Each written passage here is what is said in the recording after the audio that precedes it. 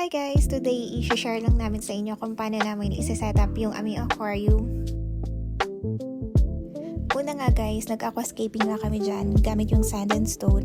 And sa ngayon, wala kaming plan na lagyan siya ng mga plants. Pinapantay lang muna namin yung sand bago namin lagyan ng tubig yung aquarium.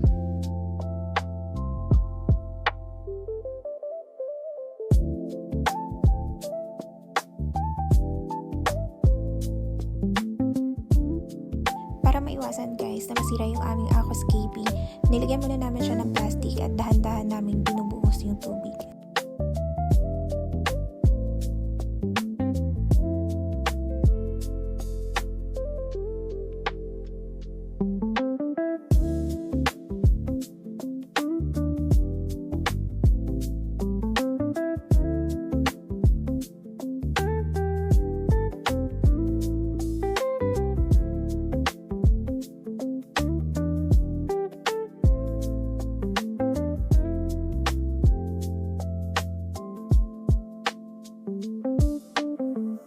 After guys, malagyan ng tubig, pinunasan lang namin yung labas ng aquarium para hindi siya magkaroon ng watermarks.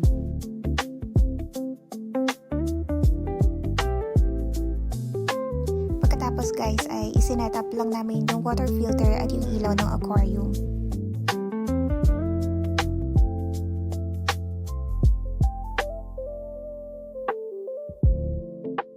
And dito guys, sa part na to, hindi namin basta-basta nilipat yung mga isda kasi nga kailangan pa nilang mag-adjust sa temperature ng tubig.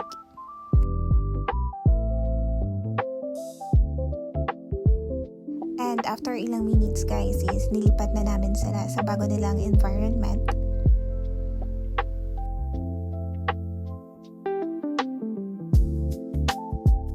Pag napapansin nyo, kapag bagong lipat yung mga isda, nagsistay lang sila dyan sa bottom part ng tank kasi medyo nasa-stress pa sila sa bagong environment nila.